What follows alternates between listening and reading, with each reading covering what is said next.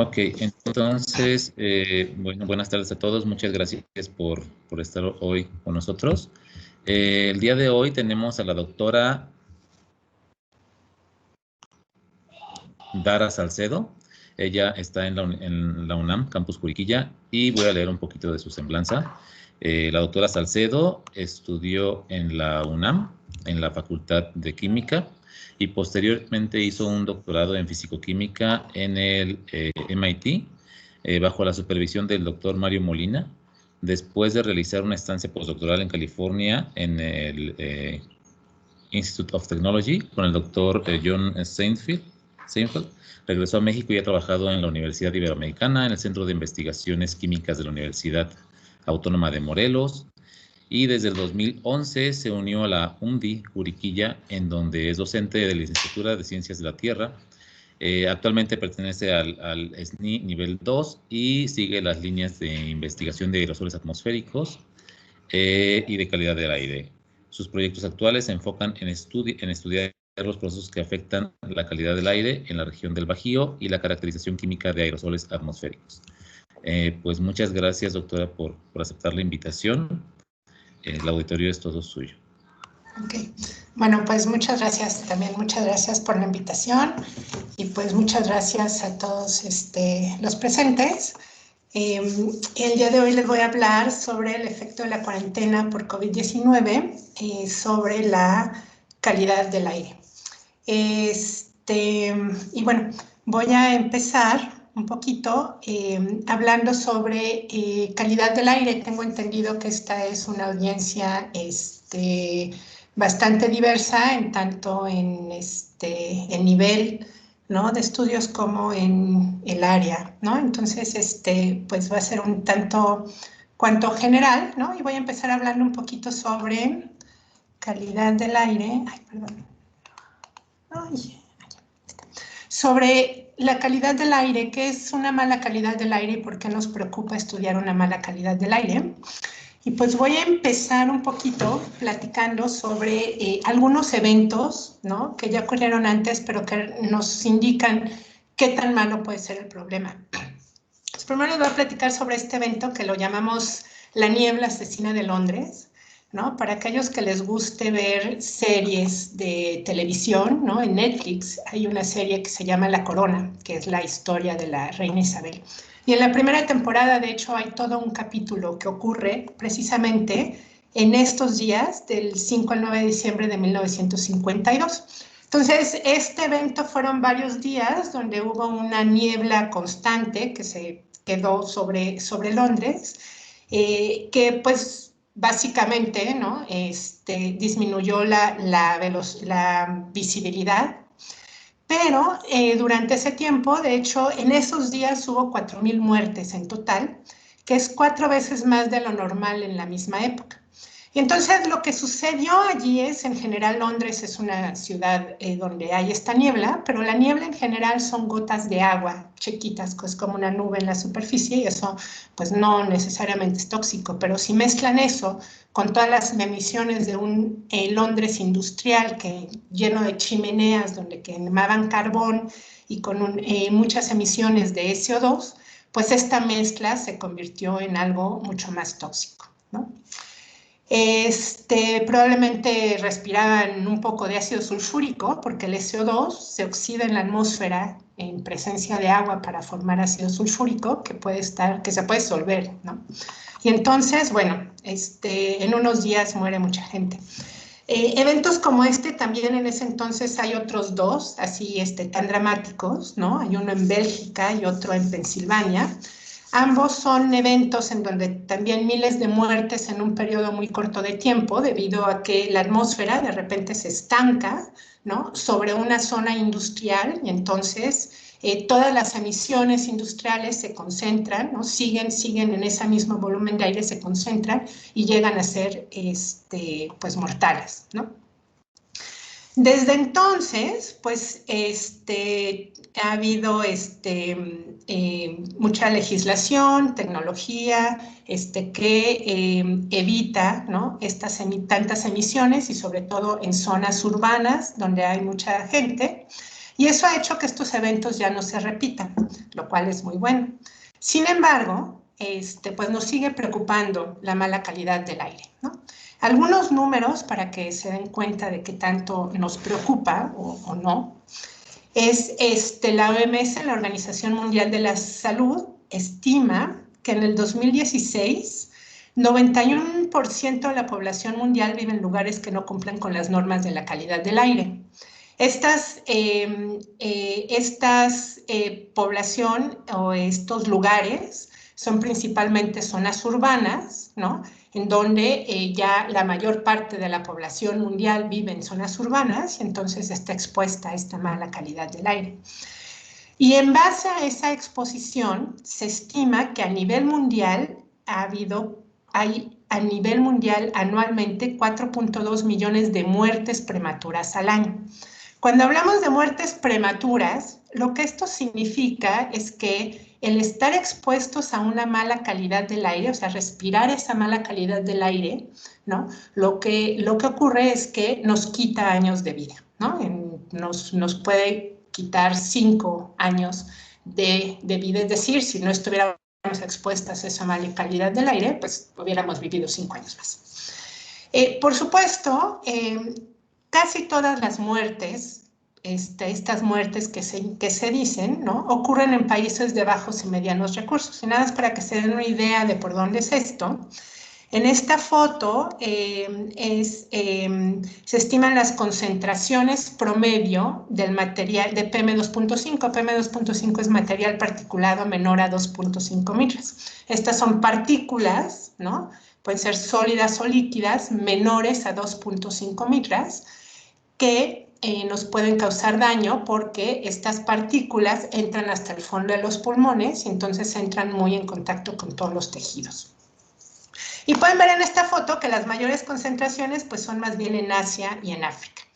En China, la mayor parte de esas muertes pues ocurren en China y en India porque son altas concentraciones con altas densidades poblacionales, ¿no? Y por supuesto, ¿no? Pues aquí ven, bueno, México pues no se ve tan mal, ¿no? No está en rojo o ese rojo oscuro que vemos en África, ¿no? Sino más bien amarillito. Pero pues, ¿no? En México la pregunta es, bueno, ¿de cuántos estamos hablando aquí en México, no? Cerca de nosotros. No son tantos, ¿no? Son tantos como millones, pero pues estamos hablando de 14,000 a 20,000 muertos al año. Muertes prematuras debidas a una mala calidad del aire. Y bueno, por supuesto que todas estas muertes ocurren también en zonas urbanas más contaminadas, que pueden ser Ciudad de México, Guadalajara, Monterrey, y como platicábamos hace un momento, quienes estaban por allí, incluso zonas como León, ¿no? Y toda la Salamanca, y etcétera, que tienen bastante mala calidad del aire. Y bueno, pues a lo mejor dicen 14,000, 20,000 muertes no son muchas, ¿no? Hasta que pues resulta que son personas conocidas, ¿no? Como ha pasado estos últimos meses, ¿no? En lo que estamos. Casi todas estas, también quiero mencionar que casi todas estas muertes prematuras son causadas por enfermedades cardiovasculares y algunas de ellas por cáncer. Esto me parece importante mencionarlo porque cuando uno piensa, ¿no? en muertes por mala calidad del aire, pues uno pensaría que afecta directamente a los pulmones, ¿no? Entonces, por ejemplo, cáncer pulmonar equivalente, ¿no? A fumar mucho, etcétera. Y sin embargo, muchas de estas muertes son causadas por enfermedades cardiovasculares y son causadas por una exposición a largo plazo, ¿sale? Entre más años vivamos expuestos a una mala calidad del aire, los años de vida pueden ir disminuyendo. Y esto lo digo porque también cuando hablamos de mala calidad del aire, pues luego uno lo relaciona, ¿no? Con que, ay, me arden los ojos o traigo mucho moquillo en la nariz, etcétera. O sea, con asuntos como de irritación.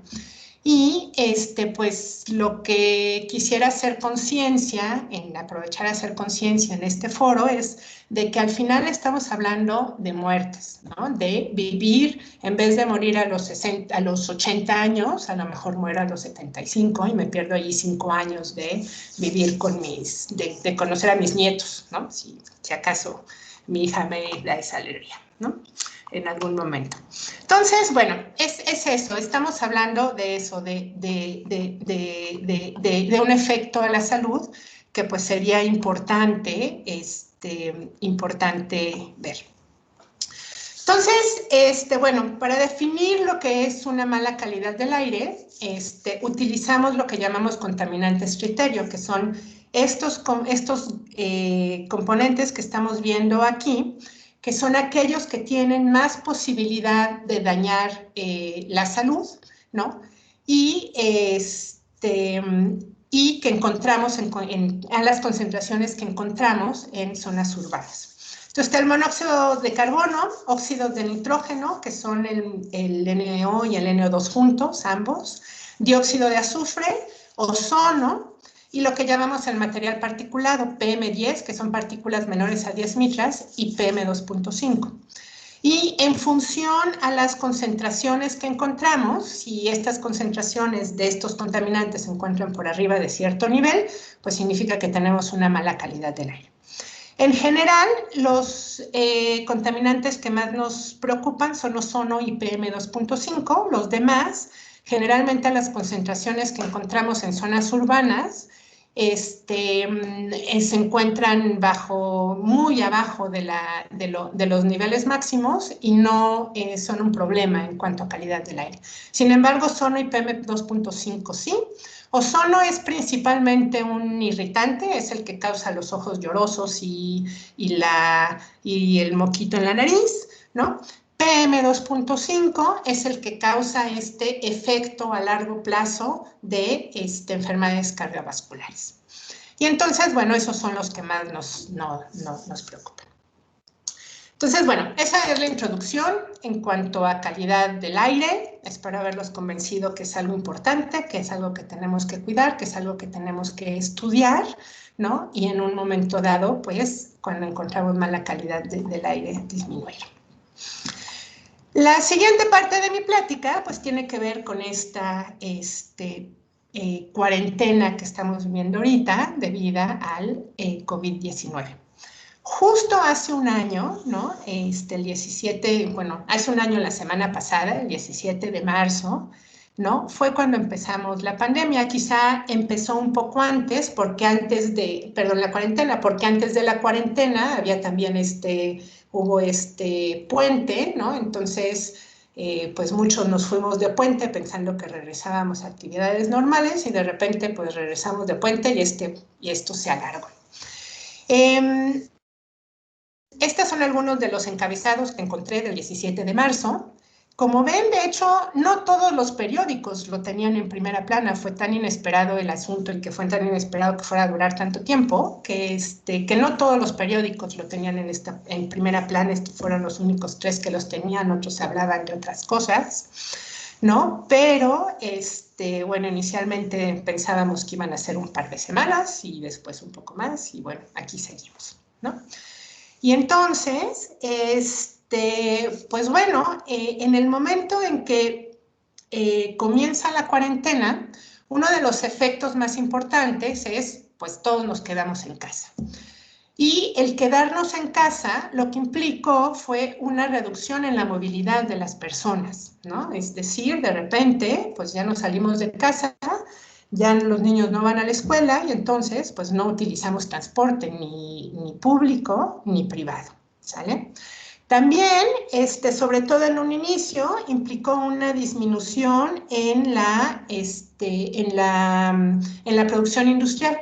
Ese no duró tanto tiempo, rápidamente empezaron a regresar, ¿no? Las industrias por razones económicas, por supuesto. Y bueno, y todo esto lo que representó fue de repente un experimento único, ¿no?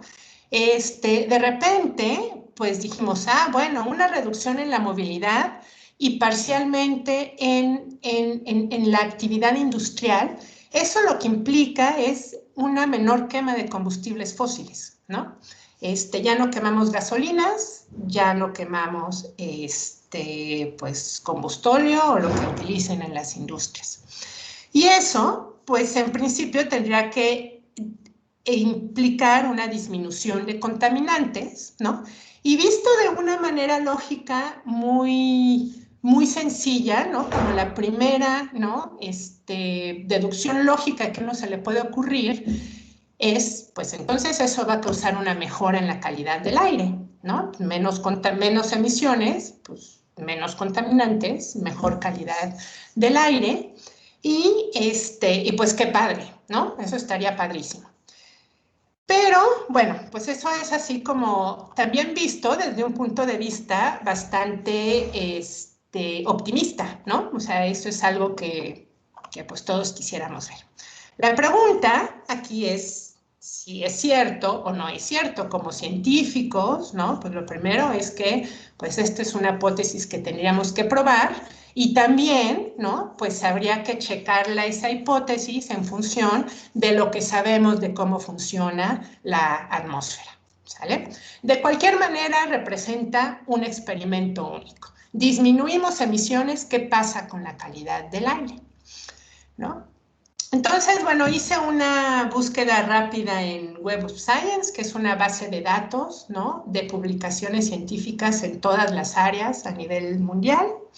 Puse COVID-19 Air Quality y simplemente entre el 2020 y 2021, y eso implica menos de un año, ¿no? Porque, digo, fueron publicadas en el 2020, pero de todas maneras, ¿no? Pues al menos quien se puso a estudiar tuvo que esperar un mes a tener datos a partir de que empezara la cuarentena, más pues yo me imagino otro mes de análisis de datos, etcétera. Pero, ¿no? En menos de un año hay 500 publicaciones en esto, en diferentes lugares del mundo, porque realmente muchos científicos, ¿no? Pues se pusieron a ver qué onda, ¿no? ¿Cuál es el resultado de este experimento? Entonces, lo que resta en esta plática, les voy a mostrar algunos de los resultados y trataremos de explicar esos resultados. Entonces, bueno, el primer artículo que les voy a enseñar, el primer resultado es este artículo, ¿no? En donde, en la Ciudad de México. Entonces, en estas dos figuras se muestran datos tomados entre 1 de marzo y 31 de mayo. En el lado izquierdo son datos tomados en el 2019, que es la referencia, un año normal.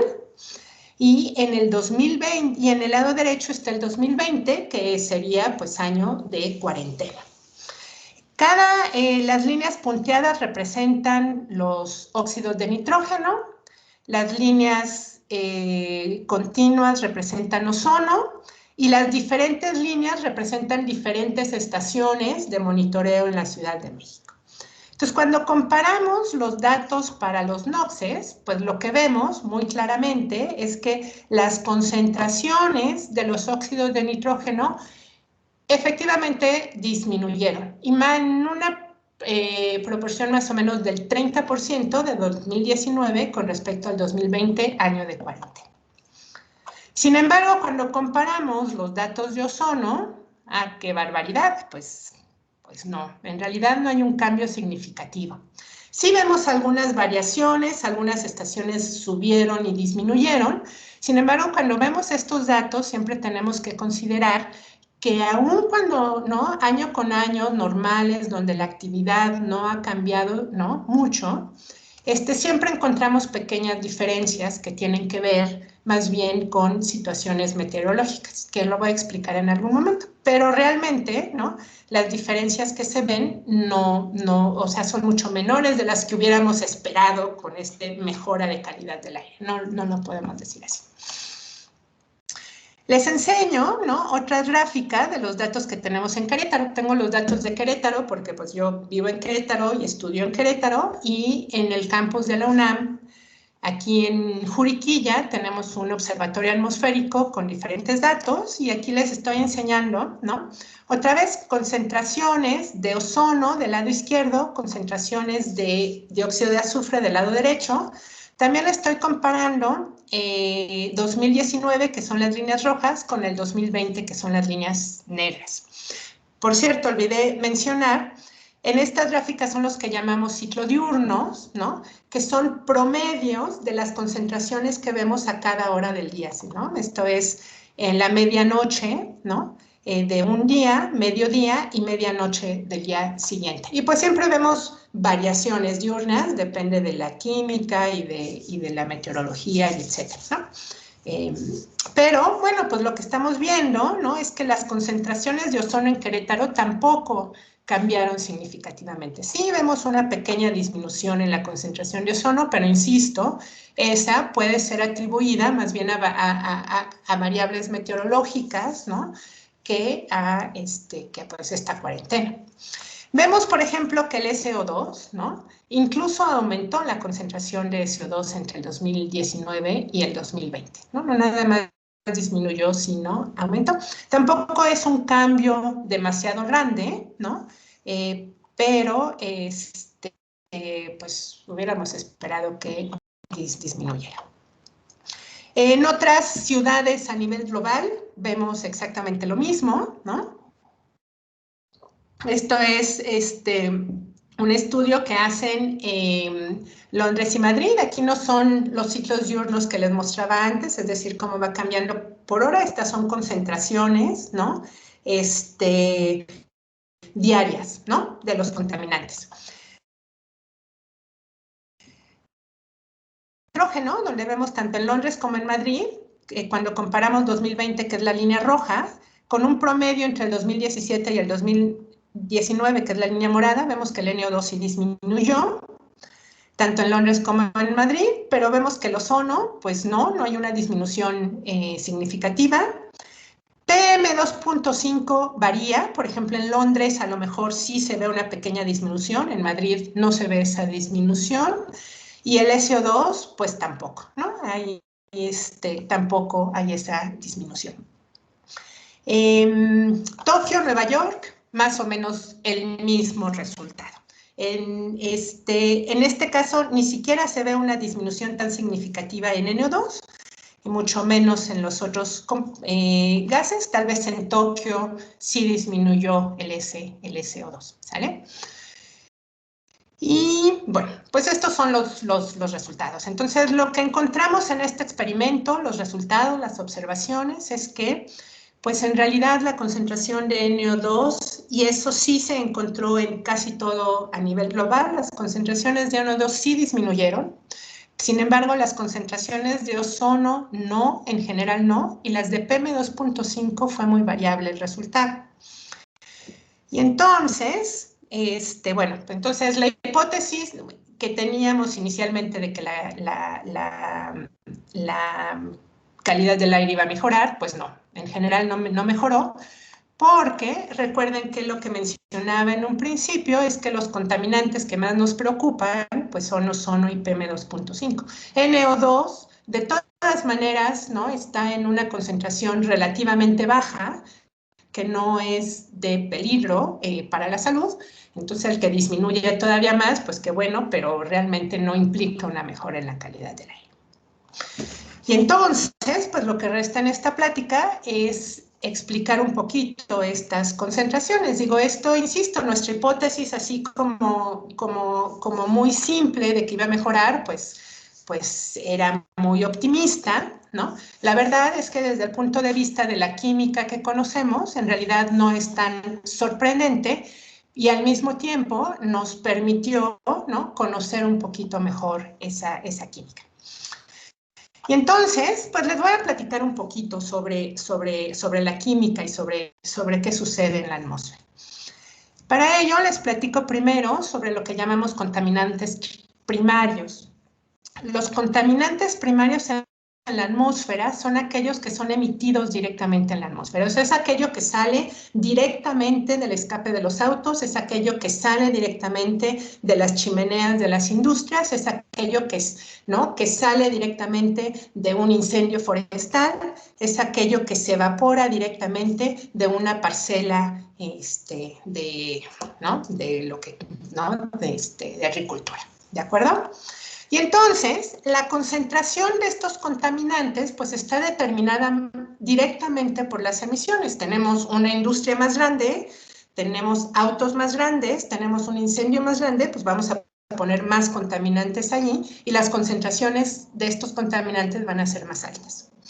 Estas concentraciones también están afectadas muy fuertemente por la meteorología, principalmente por los vientos, ¿no? Cuando les explicaba inicialmente sobre esta niebla asesina de Londres, les decía que lo que pasó es que el aire se estancó sobre Londres. De repente tenemos un volumen de aire que está allí y entonces pues todo el contaminante llega en ese volumen y pues cada vez es mayor.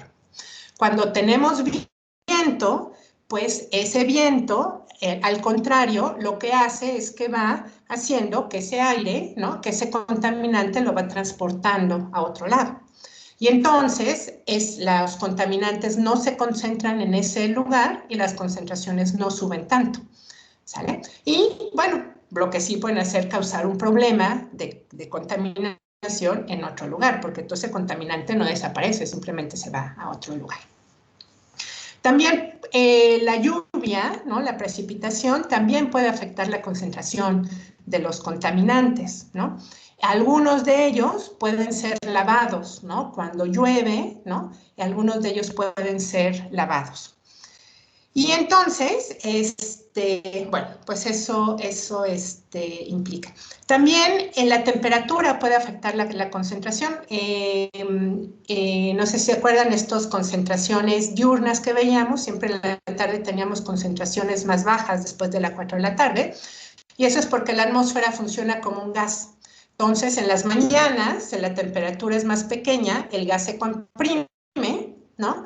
Y en la tarde, conforme la temperatura aumenta, el gas se expande y entonces tengo los contaminantes en un volumen más grande y las concentraciones bajan, ¿sale? Entonces, bueno, las emisiones, entonces estos contaminantes dependen la concentración, emisiones y meteorología.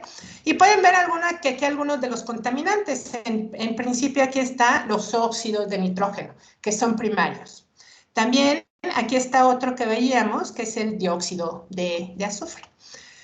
Entonces, las concentraciones de NO2, lo que vimos es que se redujeron. Y las concentraciones de NO2 se redujeron porque en las ciudades, en las zonas urbanas, el emisor principal de NO2 son la quema de combustibles por vehículo. Entonces, en el momento en que las concentraciones de vehículos disminuyen, las emisiones de NO2 disminuyen, ¿sale? Y entonces, pues eso implica lo que observamos. Esto es, puse esta figurita aquí, que son concentraciones de NO2 vistas desde un satélite, ¿no? Donde estas son una región en China y pueden ver, ¿no?, muy claramente cómo antes de la cuarentena, que es esta región A, pueden ver cómo las concentraciones de NO2, ¿no?, son mayores sobre las carreteras. Y fuera de las carreteras, las concentraciones son muy bajas porque no hay fuentes importantes de NO2. Es principalmente vehicular. En la B, el cuadro B es concentraciones de NO2 fuera de la cuarentena. Pueden ver que, bueno, en las ciudades, ¿no?, todavía hay cierta cantidad de NO2, también puede ser de origen industrial, ¿no? Y la C es la diferencia, ¿no? Entonces, claro, el NO2 disminuyó, ¿no?, porque sus fuentes son principalmente vehiculares, disminución de la movilidad, disminución de los vehículos, disminución de NO2. Otros contaminantes primarios, ¿no?, son más, las observaciones fueron más complicadas. ¿Por qué? Porque sus fuentes pueden ser diferentes y no son principalmente vehiculares. Por ejemplo, el SO2 es un contaminante de origen industrial. El SO2 se emite por quema de combustibles industriales que tienen SO2. Recuerden que las gasolinas no tienen azufre. Los combustibles industriales sí. Por eso, ¿no? Veíamos, por ejemplo, esta gráfica que les enseñaba de cómo la concentración de SO2 aumentó en el 2020. Y esto puede ser por razones meteorológicas, ¿no? También puede ser, ¿no?, por cambios en el uso de combustibles en las industrias, ¿no? Y eso puede hacer que haya aumentado, ¿sale? Pero, obviamente, la disminución en la movilidad no afectó las concentraciones de SO2, no disminuyeron. Otros contaminantes primarios importantes, y los voy a mencionar porque en un momento voy a hablar de ellos, es esto que llamamos compuestos orgánicos volátiles. Estos son, como lo dice su nombre, compuestos orgánicos que son gases. Y estos compuestos orgánicos tienen una gran cantidad de fuentes. Por supuesto, la quema de combustible es importante, ¿no? Cuando el combustible no se quema completamente, pues genera CO y genera todo otro tipo de compuestos volátiles.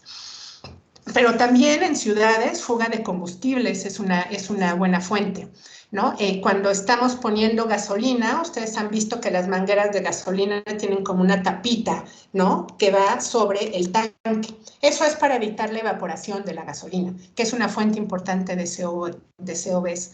Pueden ser fugas de gas, por ejemplo, ¿no?, de tanques o líneas de gas. Son compuestos volátiles, pueden ser solventes industriales, ¿no? Pueden ser pinturas, pueden ser tintorerías, ¿no? Entonces, ese olor que sale de la tintorería son solventes orgánicos e incluso productos domésticos, ¿sale? Y entonces, pues se pueden imaginar que para los COBs, pues sí, pudo haber disminuido un poquito porque hay menos quema de combustibles, pero todas las otras fuentes no necesariamente disminuyeron. Algunos incluso pueden haber aumentado en el momento en que todos nos vamos a la casa, ¿no?, y estamos tanto tiempo en casa. Otro componente importante primario es amoníaco, el NH3. El NH3 también es un contaminante primario que tiene también una parte industrial, una parte de agricultura, es una parte biogénica, ¿no?, y también una buena parte de productos domésticos. También el NH3 pues disminuyen los vehículos y no disminuyen sus emisiones, tampoco tienen por qué disminuir sus concentraciones o no al nivel del N2. ¿Sale? Entonces, bueno, esa es la parte de los contaminantes primarios. Si se fijan, ahí no estaba ni el ozono ni el material particulado, que no es lo que más nos preocupa. El ozono es un contaminante secundario que se forma in situ en la atmósfera. Esto significa que no hay una fuente directa, no hay ninguna chimenea, ningún vehículo, ningún campo, ningún volcán, ningún incendio que ponga ozono en la atmósfera. El ozono se forma a través de reacciones de lo que llamamos precursores. Estos contaminantes primarios, una vez en la atmósfera, empiezan a reaccionar y al reaccionar generan ozono. Entonces, las concentraciones de ozono, ¿sale?, dependen de las concentraciones de los precursores, o sea, de los contaminantes primarios, de las reacciones químicas involucradas y de la velocidad de esas reacciones químicas, que también tienen que ver con la meteorología. Por ejemplo, las velocidades de las reacciones dependen de la temperatura y, bueno, pues también, ¿no?, depende de si llueve, de si no llueve. Por ejemplo, la humedad, la humedad puede hacer que algunas reacciones sean más rápidas, ¿no? Y bueno, pues los vientos también, por supuesto, afectan. Entonces, aquí es donde me voy a detener un poquito. ¿Qué onda con el ozono? ¿Cómo se forma el ozono? Y por qué esa disminución de NO2 y de precursores no hace que disminuya el ozono. Entonces, les voy a platicar un poquito cómo funcionan estas reacciones de formación de ozono. El ozono se forma in situ en la atmósfera en presencia de luz ultravioleta. Entonces, fíjense, lo que necesitamos para formar ozono es NO2 y luz ultravioleta. El NO2 proviene, ¿no?, pues ya dijimos, antropogénicamente proviene de quema de combustibles, pero también tiene un montón de fuentes naturales. Tiene un efecto biogénico, tiene una fuente biogénica, puede ser generada por ejemplo, durante los rayos, ¿no? Durante una tormenta eléctrica, puede ser emitida por volcanes, etcétera, ¿no? Entonces, incluso esto que les estoy presentando, esta pequeña reacción de aquí, ocurre incluso en una región sin actividad volcánicas, ocurre de manera natural, siempre hay una pequeña cantidad de ozono en la atmósfera. Entonces, lo que sucede es que este NO2 de luz ultravioleta, lo que hace es, ocurre una fotólisis, pierde un oxígeno y se convierte en NO. Y ese oxígeno reacciona con una molécula de oxígeno. Bueno, ese átomo de oxígeno reacciona con una molécula de oxígeno para generar el ozono a través de aquí. Aquí el asunto es que una vez que este ozono se forma, puede volver a reaccionar con este monóxido de nitrógeno, le regresa su átomo de oxígeno y se regenera el NO2. ¿Sale? Entonces, esta es una reacción que siempre está ocurriendo en la atmósfera de forma cíclica. ¿Sale? Y esta reacción que ocurre de forma cíclica, pues hace que siempre haya una cantidad pequeña y más o menos constante de ozono. Esto le llamamos una concentración en estado estacionario. Para que lo entiendan un poquito mejor, se pueden imaginar que tienen que ir al banco a hacer algún trámite, hacer un depósito. Entonces, ustedes llegan al banco y generalmente en un banco que funciona bien, que está bien organizado, pues siempre hay una pequeña cola. A lo mejor llegan y siempre hay 3 o 4 personas allí. Si el banco está bien organizado para que entre una persona y pase una persona a las cajas. Se va esa persona de las cajas y entra otra persona. Pasa. Y siempre está entrando una persona y saliendo una persona. Y entra una persona y sale una persona. De modo que siempre hay una cola constante de 4 personas. Esas 4 personas son siempre diferentes, porque pues nadie se va a quedar ahí en el banco nada más al ilulear, ¿no? Pero siempre son 4 personas. Entra una, sale una, entra una, sale una. Eso es lo que sucede aquí.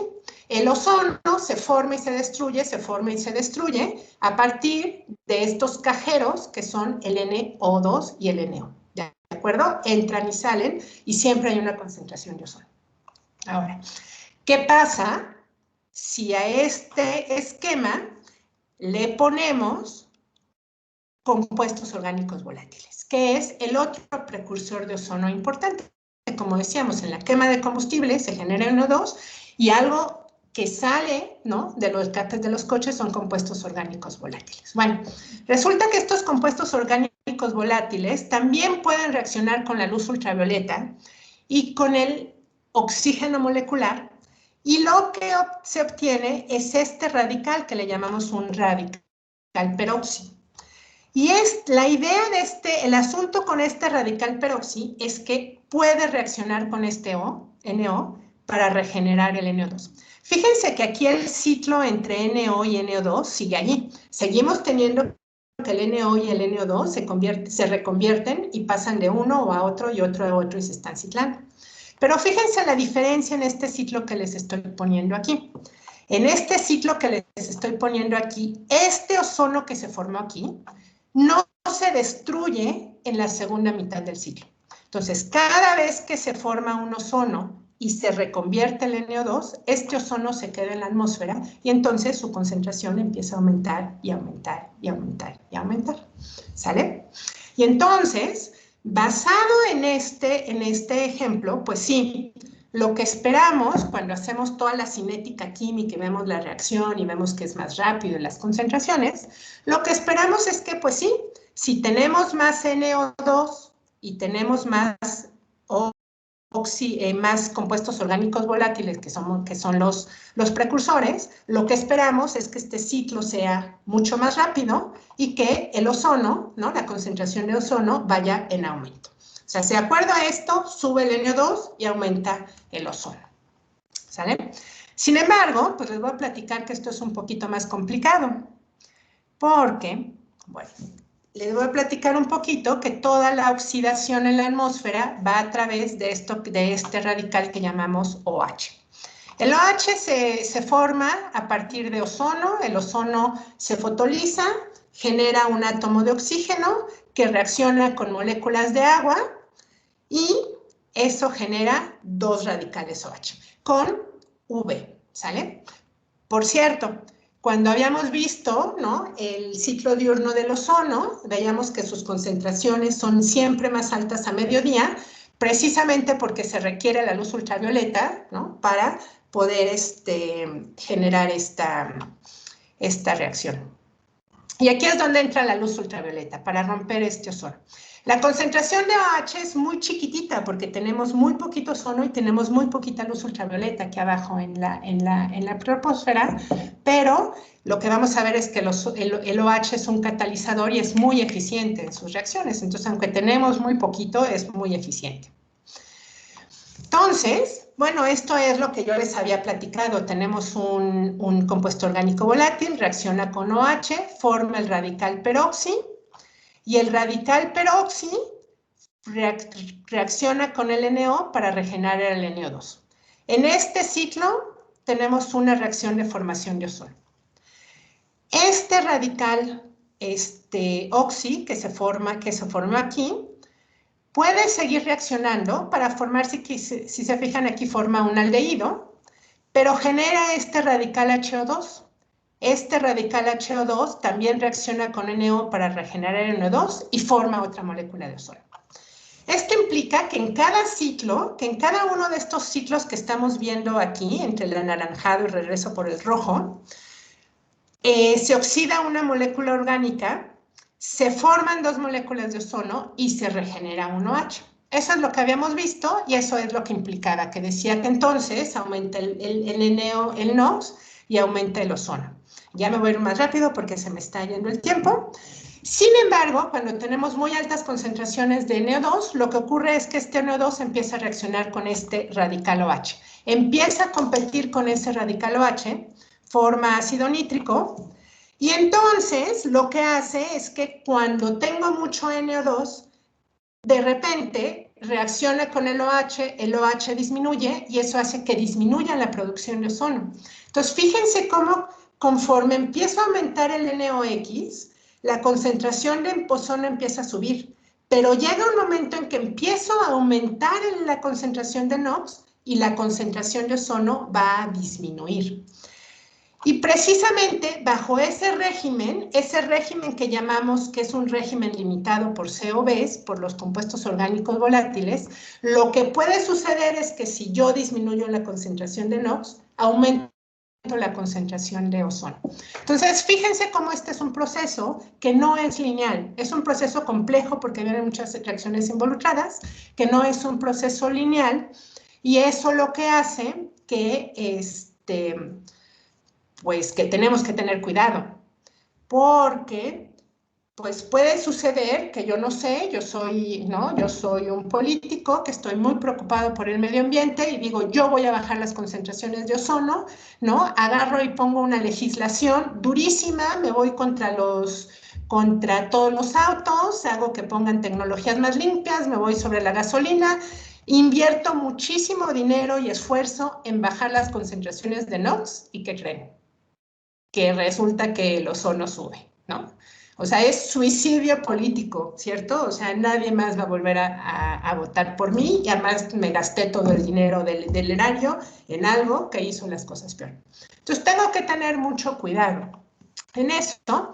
Y bueno, pues eso es lo que observamos en este experimento de la cuarentena. Precisamente observamos que a pesar de que disminuyeron las concentraciones de NO2, las concentraciones de ozono no mostraron un cambio significativo, y eso precisamente de lo que nos habla es que pues en muchas de las ciudades del mundo estamos en un régimen que está limitado por COVs y que tenemos que tener cuidado, ¿no?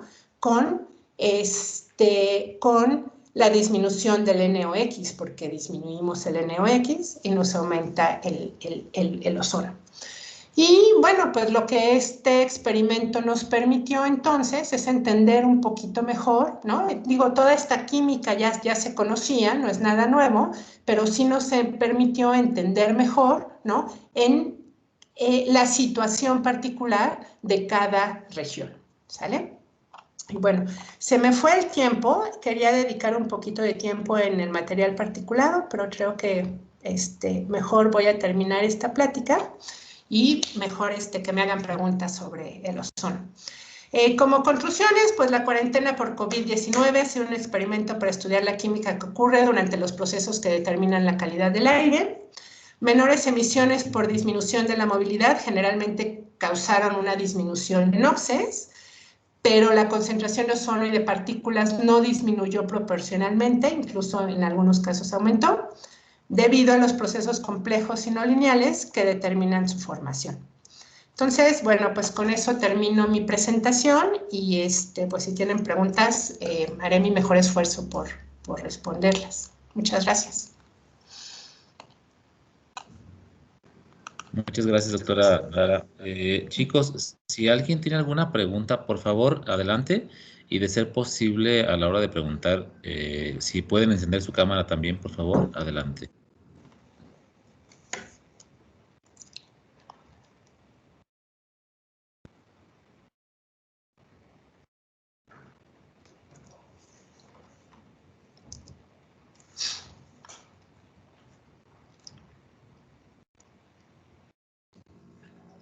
¿Preguntas?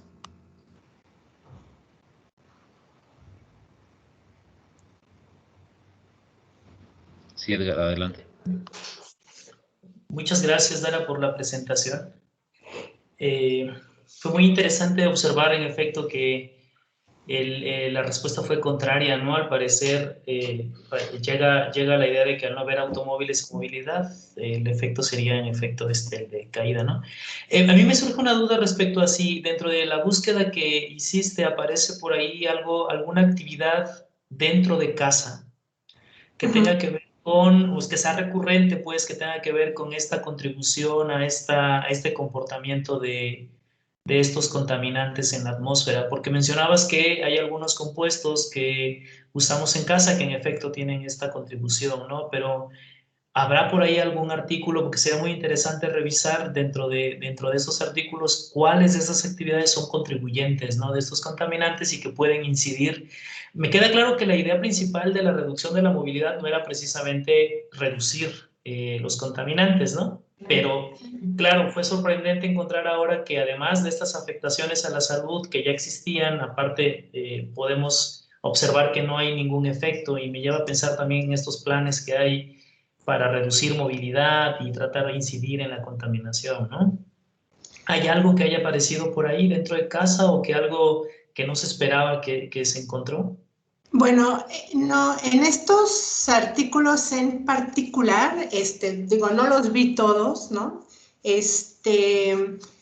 Yo más bien te podría platicar de un artículo que ya es de hace algunos años, fue un artículo en Science, donde sí mencionan la importancia de todos estos productos domésticos que se utilizan. Este era un estudio que hacían en Los Ángeles, ¿no?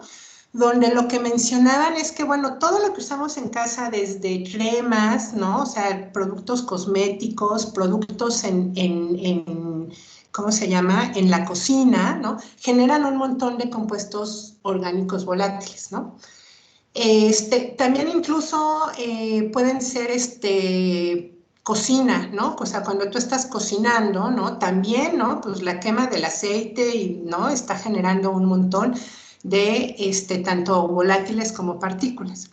Y lo que ellos mencionaban es que en realidad, bueno, cuando teníamos autos que eran muy contaminantes, industrias que eran muy contaminantes, todos estos productos orgánicos pues eran como muy pequeños con respecto a a otras emisiones industriales y vehiculares, entonces ningún modelo los consideraba, ¿no? Decían, pues son mínimos, todo aquello es muy importante.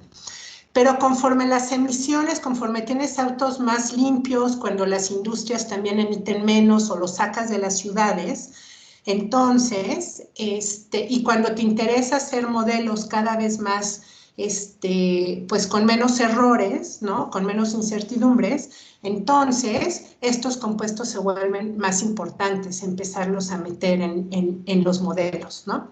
La verdad es que yo los modelos que conozco de calidad del aire generalmente todavía no los incluyen, ¿no? porque, bueno, sí, porque eso toma tiempo, como irlos incluyendo, tener los inventarios de emisiones, todo eso, pero sí pueden llegar a ser importantes, ¿no? Y sobre todo ahora que estás en casa todo el tiempo y toda la gente está en casa, pues muchos de nosotros cocinamos más de lo que cocinábamos antes, ¿no? Estamos en la oficina y íbamos a comer ahí en la cafetería en lugar de ir a casa, ¿no? Están, etcétera, ¿no? Sí puede ser, ¿no? Que actividades domésticas, ¿no? También tengan un efecto sobre las emisiones, ¿no? Y, y eso, si quieres te puedo buscar por ahí ese artículo y te puedo pasar la referencia después, ¿no? A mí me parece muy, muy interesante porque son cosas que uno no se imagina, ¿no? Que uno siempre dice industrias y autos, ¿no? Pero la verdad es que sobre todo en California, bueno, no en California, en lugares más, donde las legislaciones son más fuertes que aquí en México, ¿no? Pues sí, ¿no? Los autos son muchos más limpios y se cuidan mucho más las emisiones, ¿no? Muchas gracias. Y había otra pregunta, pero ya no recuerdo. Bueno, no sé. Adelante, Susana. Sí, gracias. Muy, muy interesante. Yo también hubiera pensado que, pues, que habían disminuido la contaminación, ¿no? Pero ya veo que la cosa no es tan simple. Y otra cosa que se me ocurre, que ya un poco es sobre lo que comentó Edgar, ¿no? Pues ahora se han utilizado un montón de limpiadores y de gel, y el gel es volátil, ¿no? Y el cloro que se usa ahora para limpiar, y en todos lados hay limpiadores, entonces me imagino que eso también de alguna manera, y eso sin contar los cubrebocas y todo lo que se tira, ¿no? Entonces, me imagino que eso también de alguna manera pues está afectando la calidad del aire, ¿no? Sí, exactamente. O sea, lo que pasó es, los vehículos sí definitivamente disminuyeron, pero otro tipo de emisiones no necesariamente, ¿no? Sí. También, por ejemplo, mencionaba ya el amoníaco, o el amoníaco tiene un buen componente industrial, doméstico, por todos los limpiadores, etcétera, y de agricultura, ¿no? Biogénico por la agricultura. Entonces, pues todo eso pues no disminuyó y en algunos casos hasta aumentó. Y eso tiene, bueno, ya no lo mencioné, eso tiene un efecto muy importante sobre las partículas, porque ese es un precursor de partículas, ¿no? Ajá. Y la quema, bueno, la cocinada, ¿no? Todo lo que es cocinar, sí, todos los asados de los fines de semana, y etcétera, ¿no? Tiene también un efecto muy importante sobre partículas, ¿no? Uy, pues aquí en León que hacen tanto. Sí. Ok, gracias. Bueno. ¿Alguna otra pregunta?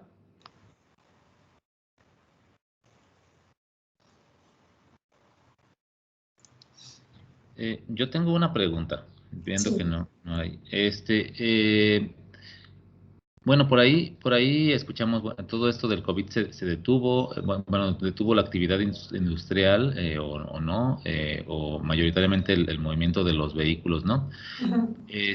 Estuve oyendo en algún momento la contribución de las flamas, de los boilers, que generalmente se mantienen en las casas. ¿Es significativo eso? O sea, dejar la flama del boiler encendida todo el día, me imagino yo que hay muchas casas con boiler, ¿sí genera una contaminación significativa?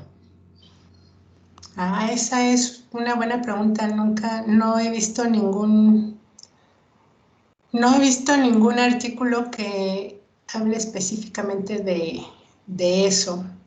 En algún momento sí hubo un estudio, les decía, del gas LP en México. En algún momento, hace unos años, ese sí había todo un estudio sobre fugas de gas LP, ¿no? Sobre todo de estos tanques, ¿no? Los tanques individuales, no los estacionarios, sino los que van y vienen, que era una buena fuente.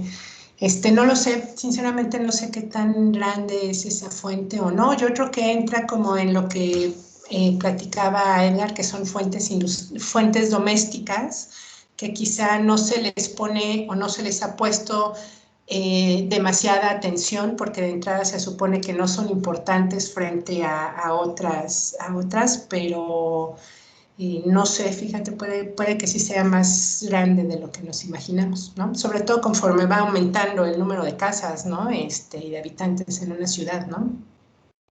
Es una buena pregunta. No tengo una respuesta certera.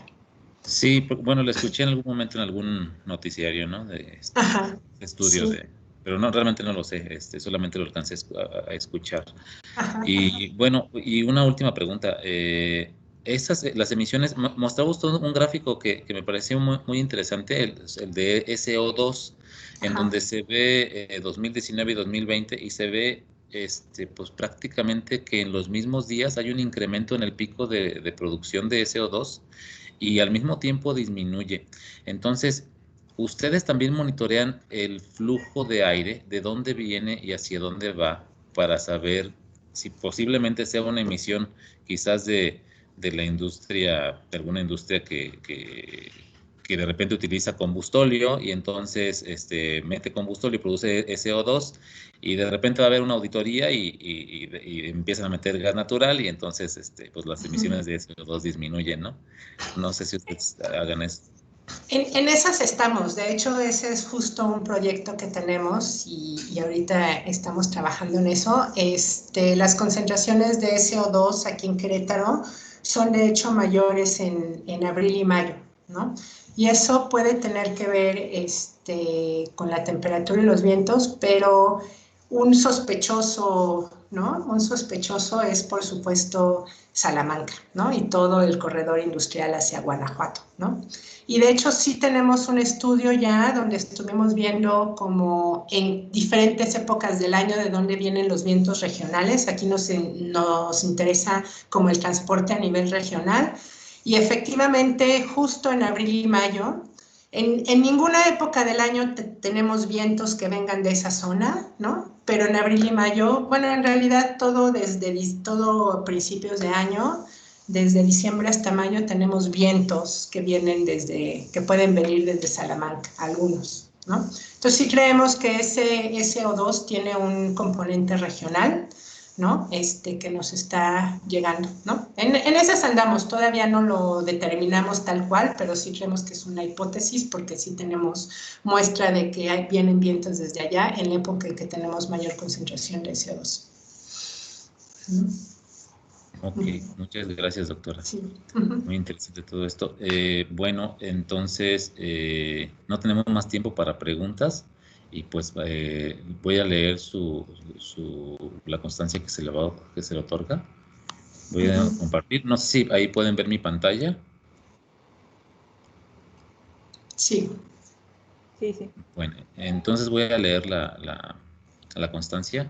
La Universidad de Guanajuato otorga la presente constancia a la doctora Dara Salcedo González por su participación en el marco del Seminario de Ingenierías de la División de Ciencias e Ingenierías del Campus León en su conferencia titulada Efecto de la cuarentena por COVID-19 sobre la calidad del aire. León, Guanajuato, a 24 de marzo de 2021. Muchas gracias, doctora, por su exposición. No, pues muchas gracias a ustedes. Gracias, Sara. Que estén muy bien. Gracias. Nos vemos. Susana, ¿no quieres decirle algo a la doctora? No, pues que muchísimas gracias, que estuvo muy interesante su plática y que a ver cuándo nos vemos. A ver cuándo se acaba esto para pronto. Siempre nos vemos nada más por Zoom. Sí, pues esperemos que pronto, unos mesecitos más. Gracias, Carlos, por la organización del seminario. No, a ustedes, gracias a todos por la presencia y muchas gracias, doctora Dara, por aceptar la invitación. Pues muchas gracias a todos. Vamos a despedir el seminario. Muchas gracias. Que tengan felices vacaciones, más vacaciones. Ah, sí, felices vacaciones. Y que acabe el paro en la UNAM. Sí, que acabe el paro. Nos vemos. Bueno, hasta luego.